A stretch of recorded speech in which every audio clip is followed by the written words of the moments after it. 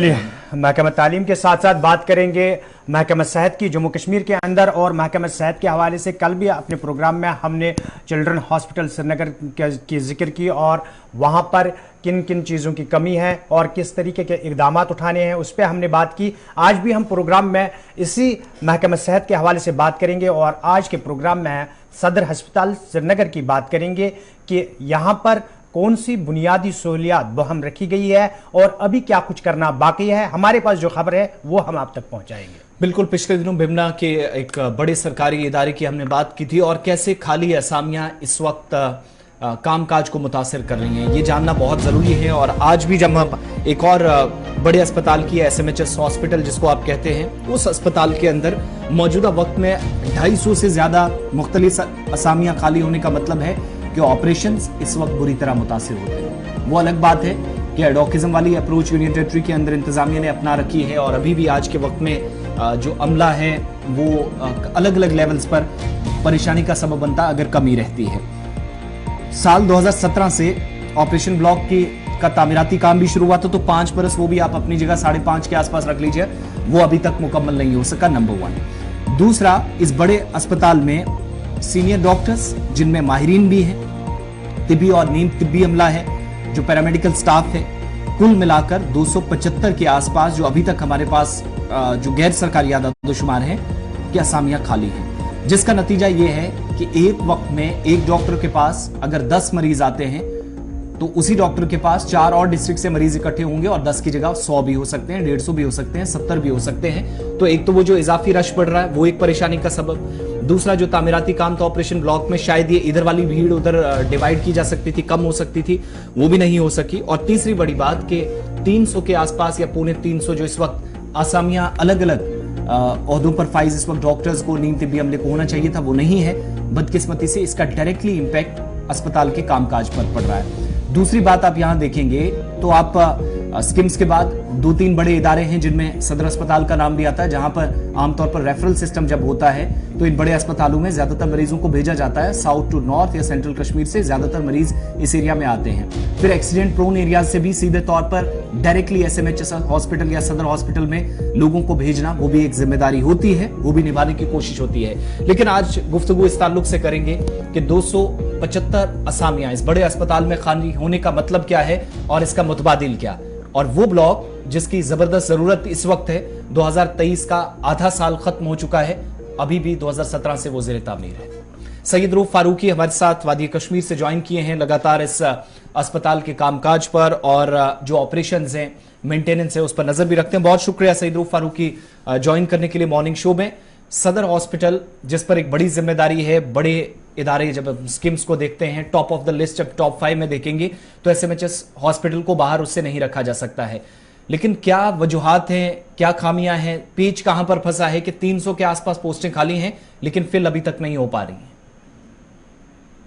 बिल्कुल आसिफ, अगर आप देखेंगे जब हम वादी कश्मीर के बड़े अस्पतालों का जब जिक्र करते हैं, अगर ये सिचुएशन बड़े अस्पतालों की होगी तो जो डिस्ट्रिक्ट लेवल पे या सब डिस्ट्रिक्ट लेवल पे अस्पतालों में उनका क्या हाल होगा, ये फिर आप खुद ही अंदाजा लगा सकते हैं। क्योंकि सदर अस्पताल अगर सरकार ने हर एक जगह फैसिलिटीज देख के रखी है, अस्पतालों की कई डिस्ट्रिक्ट हॉस्पिटल, सब डिस्ट्रिक्ट हॉस्पिटल या PHC सेंटर बनाए गए, फिर भी लोग जो है बीमार जो है वो कोशिश करते हैं कि वो सदर अस्पताल जाकर ही इलाज करें, क्योंकि एक पुराना हॉस्पिटल है और यहाँ के बीमारों के लिए एक कह सकते हैं कि एक उम्मीद ये अस्पताल हुआ करती थी, जो कि शायद अब आज के जमाने में नहीं है। क्योंकि मेडिकल कॉलेज के अंदर ये जो बड़े अस्पताल आ रहे हैं, इनमें ऐसी सूरत हाल बनी है। आप खुद कह रहे हैं कि 275 के करीब आपके डॉक्टर्स या जो अमला है वो अवेलेबल नहीं है। तो बीमार जो वादी कश्मीर के मुख्तलिफ इलाकों से आते हैं इलाज करने के लिए इस तरह के अस्पतालों के अंदर, उनको कैसा इलाज मिला होगा। अगर आप अस्पताल का अंदर जाकर आप देखेंगे, सूरत हाल देखेंगे, तो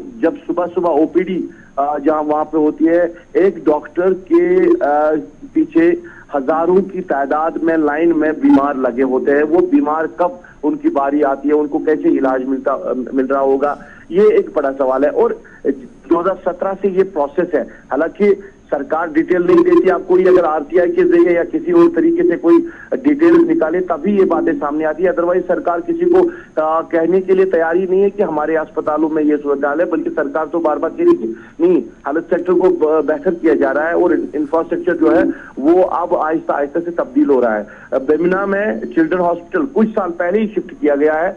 अब उस अस्पताल की हालत देख लीजिए, वहां पे professor, assistant professor, senior doctor जो है उनकी कमी है। जो नए डॉक्टर्स हैं जो अभी शुरुआत कर रहे हैं, जो सीख रहे हैं, उनके जिम्मे अस्पताल को छोड़ दिया गया है। तो सूरत हाल है कि वहां पे किस तरह मौतें हो रही है। पिछले 8 माह में 600 से ज्यादा बच्चे वहां पे जिनकी मौत हुई है। यही सिचुएशन सदर अस्पताल की है, पर सरकार कहीं सीरियस दिखाई नहीं दे रही है। दावे तो बड़े किए जा रहे हैं, कागजों के जरिए और ऑर्डर्स के जरिए हुक्मनामे दिए जा रहे हैं कि हम बेहतर हेल्थ सेक्टर और लोगों को बेहतर हेल्थ फैसिलिटीज दे रहे हैं। अच्छा ठीक है सही रूप, एक ये तो हम गैर सरकारी आदादोशुमार और कभी सरकारी रिपोर्ट्स भी आती हैं वो भी सामने रखते हैं, लेकिन 275 का जब हम मुतबादिल तलाश करते हैं तो वो नजर नहीं आता। उसमें मेडिकल और सेमी मेडिकल्स की जब बात होती है तो पैरामेडिकल स्टाफ तो आप आज के वक्त में भी लगा सकते हैं, समझ में आता, लेकिन जो डॉक्टर्स की अशद जरूरत है, जहां पर आपको एक गायनोकोलॉजिस्ट की जरूरत है, उसकी जगह कोई दूसरा काम नहीं कर सकता, ये हर कोई जानता है। जहां पर कोई दूसरा जो अमराज कल्ब वालों का इस वक्त मर्ज ठीक करता है, उसकी जगह भी कोई दूसरा नहीं काम कर सकता, तो फिर मैनेज चीजें कैसे होती हैं? क्योंकि स्पेशलिस्ट डॉक्टरों की कमी होने का मतलब होता है कि मरीज या तो दूसरे अस्पताल में जाए या फिर इंतजार करे, जिस हालत में वो है वहीं रहे। बिल्कुल, देखिए जब आपको किसी स्पेशलिस्ट डॉक्टर के पास जाना होगा, आपको गायनोकोलॉजिस्ट चाहिए तो चाहिए ही, क्योंकि बीमार उसके बगैर कहीं इलाज करने नहीं जाएगा, या जो स्पेशलिस्ट डॉक्टर्स हैं उनके पास जाना होगा। और मैं आपको बताऊं कि जहां जहां भी अस्पतालों में कमी है डॉक्टर्स की, वो सीनियर डॉक्टर्स की कमी है। जूनियर डॉक्टर्स अवेलेबल रहते हैं, पर जो सीनियर डॉक्टर, जो स्पेशलिस्ट डॉक्टर्स हैं वो अवेलेबल नहीं रहते हैं, जिसकी वजह से बीमार ये मुश्किलात हो रही है। अब मैनेज कैसे होता है? मैनेज तो होता ही नहीं है। आप नहीं देखते कि यहाँ पे जो लोग हैं वो निजी अस्पतालों का, प्राइवेट अस्पतालों का ज्यादा रुख कर रहे हैं। अब अगर हम गायनी की ही बात करें तो यहाँ पे ज्यादा 80% ऐसे लोग हैं जो प्राइवेट अस्पतालों में जाके सीजरिंग करते हैं, सर्जरी करते हैं, इलाज करते हैं, क्योंकि वो कह रहे हैं कि वहां पे पैसे तो जरूर देने हैं पर बेहतर इलाज उनको मिल रहा है। और वही डॉक्टर कर रहे हैं। जो सरकारी अस्पतालों में डॉक्टर अवेलेबल नहीं रहते हैं, जिनको सरकारी अस्पतालों में रहना चाहिए, वही डॉक्टर प्राइवेट अस्पतालों में जाके बीमारों का बेहतर इलाज करें, क्योंकि वहां पे पैसा मिल रहा है। कहीं अकाउंटेबिलिटी नहीं है। ये चीजें लेफ्टिनेंट गवर्नर साहब तो बार बार कह रहे हैं कि हम हर एक चीज पे नजर रखे हुए और अकाउंटेबिलिटी को हम जरूर यहाँ पे बना रहे हैं, हर एक को अकाउंटेबल बना रहे हैं, पर अकाउंटेबिलिटी के दिखने खासकर हेल्थ सेक्टर की यहाँ पे इतनी सारी मनमानियां है। रूप, जब चीजें ऐसी हो कि सदर अस्पताल जैसे अस्पताल के अंदर अमला नहीं है, बुनियादी ढांचे की अभी भी कमी है, तो जो मरकज की तरफ से हेल्थ को लेकर मुतारिफ की गई स्कीमें है, क्या ये मान सकते हैं कि जब हमारे पास बुनियादी ढांचे की कमी है, अमले की कमी है, तो उन स्कीमों को जमीनी सतह पर हम बाज़ाब्ता तौर पर अमला सकेंगे? बिल्कुल, देखिए सरकार ने आपके लिए तो फैसिलिटीज रखी है, आपके मरकजी मामलत वाली स्कीम है जिनसे आप फायदा उठा सकते हैं, जिससे बीमारों को फायदा मिल रहा है। पर जब आपका बेसिक इंफ्रास्ट्रक्चर ही कहीं नहीं है, जब आपको बुनियादी सतह पे ही कमजोरियां हैं, तो उन स्कीमों का कैसे आप फायदा हासिल कर सकते हैं? सरकार को चाहिए कि हेल्थ सेक्टर को खासकर अकाउंटेबल बनाया। अगर 4 बजे डॉक्टर हॉस्पिटल में रहता है, वो 4 बजे 10 मिनट अपने प्राइवेट क्लिनिक में या प्राइवेट हॉस्पिटल में जाके इलाज करता है। और बेशतर ऐसे शिकायतें आ रही है मुख्तलिफ इलाकों से कि जो डॉक्टर हैं वो पेशेंट्स को कह रहे हैं कि यहाँ पे आपको अच्छी तरह से इलाज नहीं मिल सकता है, सर्जरी नहीं मिल सकती है, आप प्राइवेट हॉस्पिटल आइए, वहां पे आपको इलाज करेंगे। इसके लिए जरूरी एक चीज है जो सरकार अभी नहीं कर रही है, ना ये सरकार और ना पिछली सरकार है, क्योंकि अकाउंटेबल हर एक को बनाया जाए। जब आप एडमिनिस्ट्रेशन को अकाउंटेबल बनाएंगे तो आप बेहतरी की तरफ जा सकते हैं, अदरवाइज ये सिस्टम वैसा ही रहेगा। बीमार जो है वो तरसते रहे इलाज के लिए, वो मरते रहे हैं और किसी को कोई फर्क नहीं पड़ रहा है। आप अगर सरकार इस तरह नहीं कर सकती है, फिर आप प्राइवेट सेक्टर को बढ़ावा दे दीजिए, निजी सेक्टर को बढ़ावा दे दीजिए, फिर ठीक है, लोग पैसे देके इलाज कर सकते हैं। अदरवाइज सदर अस्पताल में इस तरह की कमी रहना ये एक बड़ा अलमिया है, क्योंकि वादी कश्मीर। चलिए सईद रूफ, आपका बहुत बहुत शुक्रिया हमारे साथ बने रहने के लिए। महकमे सेहत की बात हो रही है और सदर अस्पताल के हवाले से जो आदाद शुमार हमने बताए हैं कि इस तरीके की वैकेंसीज अभी वहां पर है, लेकिन हेल्थ सेक्टर के हवाले से जरा दूर दराज के इलाकों में भी जाते हैं और टंगडार करना की ये तस्वीर जो आपके सामने है सब डिस्ट्रिक्ट अस्पताल टंगडार की है। और यहां पर भी जिन लोगों से हमारे नुमाइंदे ने बात की है उन लोगों ने क्या इत्मीनान का इजहार किया या नाराजगी का इजहार किया। ये तस्वीरें जो है ये उस सब डिस्ट्रिक्ट हॉस्पिटल की है, जो इलाका तकरीबन 6 महीने वादी के दूसरे इलाकों से कट ऑफ रहता है विंटर के दौरान जब बर्फबारी होती है। लेकिन उसके बावजूद यहाँ पर देखते हैं कि यहाँ के लोग क्या मुतमईन हैं उन चीज़ों से जो चीज़ें अस्पताल के अंदर रखी गई है, और अमले से क्या बराबर अमला यहाँ पर रखा गया है। बहुत बड़ा इलाका है जो इस पर निर्भर करता है।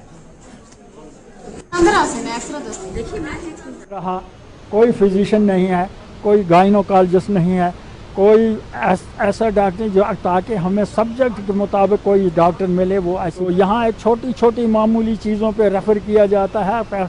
यहाँ जितनी भी बेचारे पेशेंट हैं, गरीब आवाम है, कहाँ इतने पैसे लाएंगे रोज़ रोज़ ये वहाँ जाकर पार्क बड़े बड़े अस्पतालों में अपना इलाज करवाएं। बराए मेहरबानी यहाँ पर ये तीनों डॉक्टर, गाइनोकोलॉजिस्ट और एक फिजिशियन और एक एनेस्थीसिया, ये इनकी पोस्टिंग जितना जल्दी हो सके वो की जाए। यहाँ पे सिर्फ एक ही रोना रोया जा रहा है कि यहाँ पे स्टाफ की डेफिशिएंसी है। वो पैरामेडिकल स्टाफ की बात करें, यहाँ पे डॉक्टर्स की बात करें, वो बिल्कुल ना के बराबर है। और जो कि जब भी कोई वीआईपी आता है या वीवीआईपी आता है, वो अपना रुख सबसे पहले एसडीए टंगडार की तरफ उसका रुख होता है।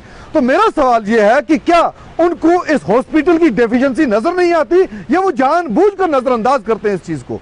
आज देख ले, आज हमारे मैक्सिमम पेशेंट जो हैं, चाहे वो किसी को सर्जरी करवानी हो, और बिलखसूस में बात यहाँ पे करूंगा हमारी हामिला खवातीन की, प्रेग्नेंट जो वुमेन्स हैं, वो जब भी हॉस्पिटल जाती हैं उनको यहाँ पे उनकी सर्जरी का इंतजाम नहीं है। यहाँ पे वो जो डिपार्टमेंट है, डिपार्टमेंट के अंदर एनेस्थीसिया स्पेशलिस्ट जो होता है, डॉक्टर जो है वो ही अवेलेबल नहीं है, जिसके नतीजे में डॉक्टर जो है वो इतनी रिस्क ले नहीं सकता कि एनेस्थीसिया स्पेशलिस्ट के बगैर वो किसी की सर्जरी अंजाम दे दे। तो उसको मजबूरन, ख्वाह वो रात के 2 बजे हो, 3 बजे हो, दिन का वक्त हो, कोई भी वक्त हो, गरीब हो, अमीर हो, किसी भी वो फिरके से, किसी भी वो तबके से ताल्लुक रखता हो, उसको रेफर किया जाता है आज मुआवजे के लिए श्रीनगर। और आप मुझे बताएं, खुदा रहा, जब भी इस सिलसिले में बात करो तो एक ही जवाब आता है कि ये ज्वाइन नहीं करते हैं। आज सुबह की बात मैं आपको करूं, मैंने डीसी साहिबा से रब्ता किया, उनको मैंने रिटर्न में भेजा, उसके बाद सीएमओ साहब को मैंने रिटर्न में भेजा, उनसे बात की, और सीएमओ साहब ने तो वाज़ेह तौर पे बता दिया कि मैं अपनी तरफ से पूरी कोशिश कर रहा हूं। लेकिन मामला यह है कि डॉक्टर्स वहां जाना नहीं चाहते, डॉक्टर्स वहां ज्वाइन नहीं करना चाहते। हॉस्पिटल का सिलसिला है, जो लोग SRO बेसिस पे डॉक्टर बने वही आ नहीं रहते, दूसरों से क्या गिला है। रही बात एनेस्थीसिया की बात यह है कि हमारे BMO साहब जो हैं इंतहाई मेहनती हैं। बाकी जितने भी डॉक्टर साहिबान हैं बहुत ही अच्छे हैं, डेडिकेटेड हैं, बड़े खिदमतगार हैं, अच्छा काम करते हैं। लेकिन जहाँ तक गवर्नमेंट पॉलिसी है, मैं आपके माध्यम से ये बात कहना चाहता हूँ, ये इलाका गैर जात है। पाकिस्तान में एक इलाका है जिसका नाम है इलाका गैर जात, वहाँ किसी की हुकूमत नहीं है। तो ये वो इलाका है, कुपवाड़ा जिले की 3 तहसीलें, उनमें से 41 के आसपास गांव हैं। और साल 2011 के जो आदादोशुमार हैं, जो सेंसस है, करना तहसील की तकरीबन 60,129 आबादी बनती है, जो आज तकरीबन 10 सालों में 1 लाख के आसपास अंदाजा आप लगा लीजिएगा। लेकिन एक सब डिस्ट्रिक्ट हॉस्पिटल, ये डिस्ट्रिक्ट हॉस्पिटल नहीं है, सब डिस्ट्रिक्ट हॉस्पिटल है। और 2 तरह की शिकायतें पिछले 3 सालों से एक ही कहानी बनी है कि कोई यहां पर डॉक्टर जाना नहीं चाहता। अब इसमें सीधे तौर पर अमीन सरकार की गैर संजीदगी इसलिए कहेंगे क्योंकि जो सरकारी खजाने से पैसा लेता है, फिर उसकी जिम्मेदारी सरकार की वहां पर यह है कि उसको भेजा भी जाना चाहिए। 3 सालों के दौरान तकरीबन 7 से 8 स्पेशलिस्ट डॉक्टरों की कमी इस अस्पताल में है। बिल्कुल आसिफ, अगर हम बात करेंगे यहाँ छोटी सी जो बात अहम है कि चीफ मेडिकल ऑफिसर कुपवाड़ा जो है, उन्होंने कहा कि कोई डॉक्टर जाना नहीं चाहता। जब आप गवर्नमेंट जॉब आपके पास नहीं होता है तब आप रोना रोते हैं कि इतनी मेहनत करने के बावजूद भी सरकार हमें जॉब नहीं देती। लेकिन जब आपके पास जॉब आता है उसके बाद आप मना करोगे कि हम नहीं जाएंगे। मेरे ख्याल से यह सरकार की सबसे बड़ी कमजोरी है और ऐसे डॉक्टरों के खिलाफ कार्रवाई अमल में लानी चाहिए जो डॉक्टर किसी भी जगह या दूरदराज इलाके में ड्यूटी देने से